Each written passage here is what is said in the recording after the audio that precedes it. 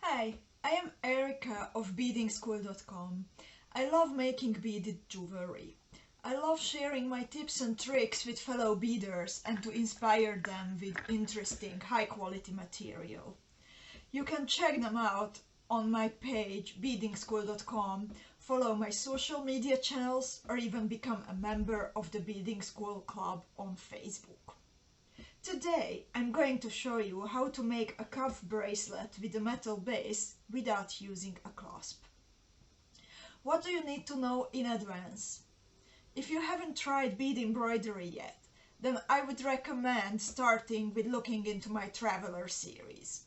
All the recorded videos of the lessons, the live Q&A sessions and the printable files are available on my page.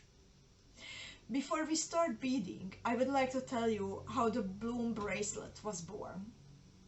All the time since March 2020, when the first lockdown started, beaders from all around the world come together for a free live video workshop, so no one has to bead alone. I teach a different design every week, and besides spending time together and making new friends, there is another rewarding part of participating in these bead togethers. I design a new motif every week. However, while I always show an example of a finished piece, these motifs are only the beginnings, only possibilities, and they become very different jewels on the bead mats where they are made. Every beader brings her own personal style, her preferences for colors, size and shapes, and we end up with many different inspiring variations. A motif that I used as an earring in my usual vivid colors becomes part of an elegant bracelet in classic colors on a bead mat in the United Kingdom. Another one ends up as a component of a dramatic asymmetrical earring in the USA, and the third one is woven into a rock and roll pendant in Sweden or used as a romantic pendant in Germany. The imagination of beaders keeps surprising and inspiring me week by week. I used one of the motifs that I originally designed for a No One Has to Bead Alone workshop in the bracelet that I'm going to show you today. Preparing for a workshop like this every week takes lots of time and energy, and after beading a motif in one color combination, I usually move on to designing the next one already to make sure that we have a new topic next week. However, the Bloom motif was different. After the workshops, we have an after party in the Beading School Club where everyone is showing her work in progress or finished pieces, talking about colors and possibilities. It's really fun and we learn a lot from each other every time. After the Bloom class, I switched on my computer again on Saturday morning to see what fellow beaders came up with. And even if by now I could have gotten used to the overload of ideas, there were simply so many that I couldn't walk away from the Bloom motif and just had to keep playing with it. And that's how this new bracelet was born. Thank you so much, Beading School Club, for the inspiration. What do you need for a cuff bracelet? First, I would like to talk about the must-have part, and then I will move on to discuss the different possibilities for decorating the top. Everything that you might need is available on my website beadingschool.com. You will need a piece of metal cuff base, usually from bronze and aluminium, and thanks to this component your bracelet will keep the shape and you won't need a clasp to fix it on your wrist. It's important to get a cuff base that isn't too rigid, so you don't need any special equipment for shaping it, and it's easier if it isn't too thick. Usually these bases aren't meant to be worn directly on your skin, so I recommend covering them from the inside and the outside too. The cuff bases come in different sizes. The width and the length can differ too. Sometimes the cuff bases come already shaped, sometimes you have to do the shaping yourself. You might feel that you would like to skip the extra work, however I like the flat ones more. I can determine if I want them more circular, more oval, or something in between. Moreover, if you would like to bead a bracelet fully covered with beads, you can use the flat shape to draw the outlines on your foundation. Just remember that once shaped, you need a bit longer piece on the outside and a bit shorter on the inside. Don't cut out the foundation precisely after you designate the area where you would like to attach beads. It's easier to work if your foundation is a bit bigger and you can hold it more comfortably. You need two pieces of fabric, one for the foundation and one for the backing. They can be identical, but they can be different too. You can find more information about different possibilities and all the basic tools in my article, How to Start with the Bead Embroidery, on the blog at beadingschool.com. The basic tools you need are your favorite beading thread. Mine is 0.12mm 4LB Fireline in black satin, 1 or 2 beading needles. I use tulip 11 and tulip 10, and glue with a toothpick or a precision tip. You can decorate the top of your bracelet and the edges where you connect the two layers of fabric in many different ways. You can attach a single motif as your focal. You can cover the cuff with beaded motifs joined to each other, or even add filigree components like I did. You can use all kinds of different beaded motifs, bezeled cabochons, metal components and beads in your cuff. The beads that you use for this part depend on what kind of decoration do you choose exactly.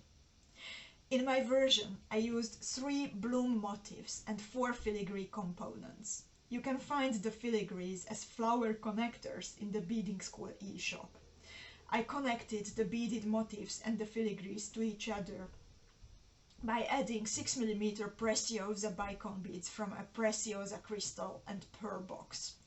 This became a bit challenging as the beads are thick and they raised the beaded motifs from the surface, and I needed to be careful when attaching them. So the whole sequence of beads and filigrees lay on the cuff base nice and flat. It becomes easier if you use smaller beads like 3 or 4mm bicones or fire polished ones. If you would like to connect several motifs for your cuff like I did, be mindful about thread passes. Holes of size 15 can fill up quickly. In one case, I forgot about the connection and cut my thread before adding the 6mm Preciosa beads. I needed to add the new piece of fireline, and I managed to break 2 beads while doing so.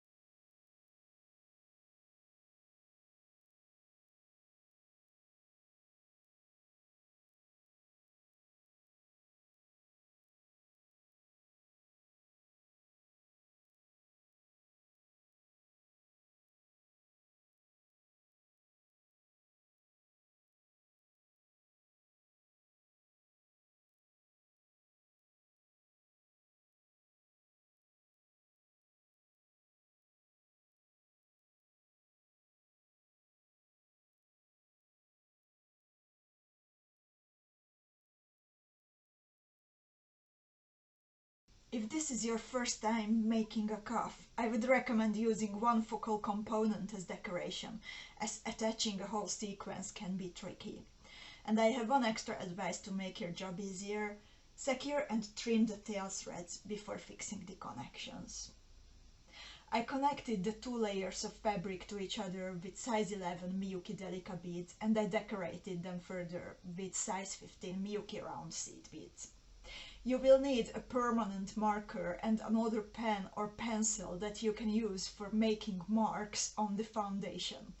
This second color should blend in with the color of the front layer. As preparation, draw the shape of the cuff base on the back side of your foundation and backing. I recommend leaving about 1 cm on top and the bottom to give you the possibility of adjustments later, and even more on the sides. For comparison, when flat, then the upper edge of the bracelet is 15 centimeters long, but after bending it, you will need about 16.5 centimeters of leather to cover it. Cut out the shapes from fabric. Mark the middle of the cuff base with a permanent marker. Don't worry, we will cover this fully so this won't be visible. Bend the metal cuff base for the bracelet. You can use something sturdy from your household to shape the cuff base around it, or even special bracelet mandrels. But my favorite method is simply shaping the base with my hands. I like to make it more oval than circular, so it follows the shape of my wrist, and I like shaping the two ends with both hands at the same time. This gives me a good feeling about the angles and distances, so for me it's easier to make the two ends symmetrical. It doesn't have to work out perfectly right away, it is possible to shape the base a bit afterwards too. I was measuring the length of the sequence of beaded motifs to the bent bracelet base to determine how many motifs do I need. I decided to include 3 beaded motifs and 4 pieces of filigrees. The beaded motifs are about 2.5 cm, 1 inch wide, and the flower connectors are about 2 cm, 1 inch, half inch wide. You can use any kind of combination of motifs and filigrees. You can go for a fully beaded decoration, 1 beaded decoration in the middle and more filigrees. It's completely up to you. Now comes the tricky part. Measure where to attach the beaded motifs to the foundation exactly. As the cuff is shaped around your wrist, this is not as straightforward as it might seem. If you attached the decoration to the foundation without measuring, after attaching to the cuff base you could have a problem that it's not following the shape of the cuff nicely. Since I used leather for my foundation, I needed to be careful when sewing, as the needle leaves holes that won't disappear if I would have to unpick a part. It's easier with Ultra Sweet, as it doesn't get punctures. I sew down the filigree components with Fireline in black satin color. The black satin doesn't leave marks as the smoke grey does, and it blends in better with the dark filigrees that I had than the crystal color. I wrapped the leather and the decoration around my bent cuff base, and I made some small marks of where do I need to sew down the filigree components so that beaded parts have enough space and so everything looks nice and fitted. After making the marks, I attached the filigrees with a couple of stitches. If you work only with beaded motifs, determine where do you want to sew them to the foundation and do the same. After attaching the motifs, apply a thin, even layer of glue on the outside of the cuff base. Glue on the foundation on the outside with the decoration. Make sure that it's aligned with the curves and shape of the bracelet, so it's centered exactly in the middle. Cut out the shape, leaving only about a ½ millimeter of the foundation around the metal base. Apply a thin, even layer of glue to the inside of the bracelet and glue on the backing. Cut out the backing too, leaving just as much of it as you left from the foundation.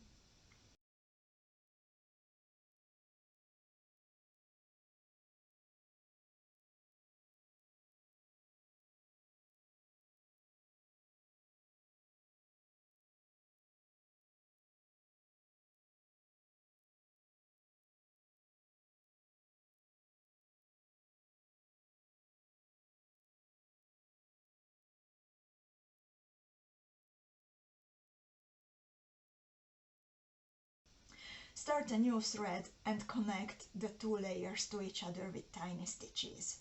I recommend looking back at different possibilities in the Traveler series. You can attach the 2 layers to each other only by using thread or also by adding beads along the edge.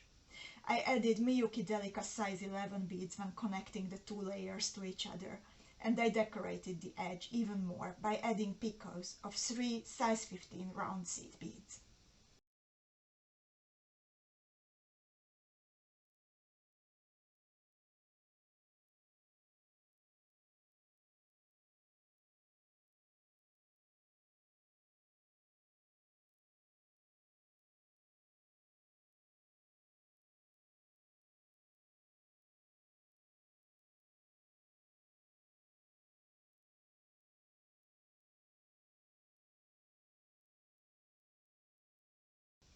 secure and trim all your thread ends. And congratulations, your cuff is finished.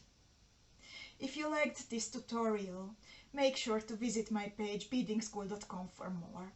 Follow my social media channels for more inspiring beading tutorials, and please recommend beadingschool.com by Erika Sandor to your friends.